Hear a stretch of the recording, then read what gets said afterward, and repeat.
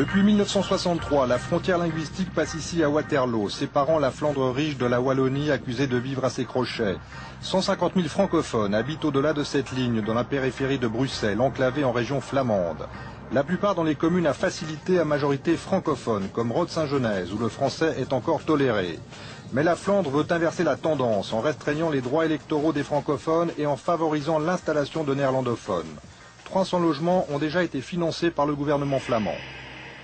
Le gouvernement flamand a en effet jugé opportun de faire un programme de logement qui octroie une priorité, je dis bien une priorité aux gens qui ont un lien historique et social et culturel avec la région. C'est vrai.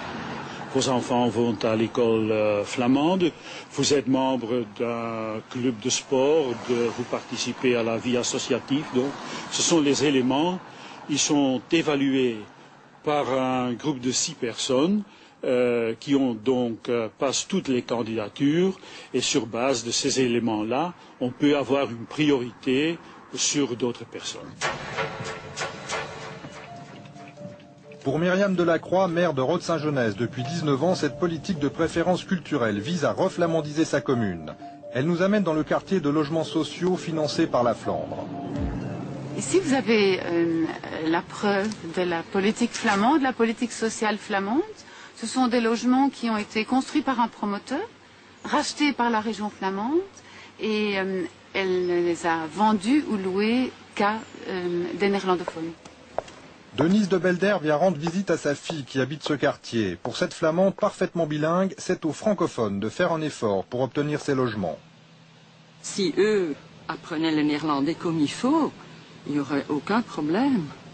Mais la plupart connaissent quelques mots de néerlandais et ne veulent pas continuer dans cette langue.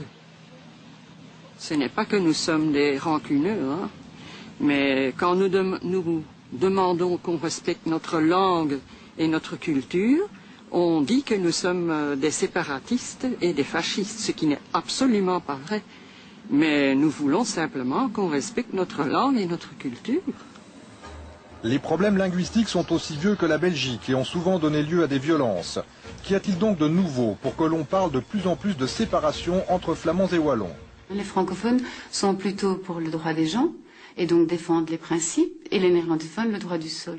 Donc ils ont envie d'avoir un territoire avec une homogénéité culturelle, homogénéité linguistique, et c'est ça, cette dernière étape qu'ils veulent voir maintenant arriver. Moi je pense, comme il est mis dans le dernier rapport du ministre Van den Broek, qu'en fait, ils cherchent à trouver les moyens d'obliger les francophones à changer de culture. Non seulement les francophones, mais également les étrangers. Et ça, c'est un pas trop loin. C'est un pas trop loin dans la vie privée, ça c'est inadmissible.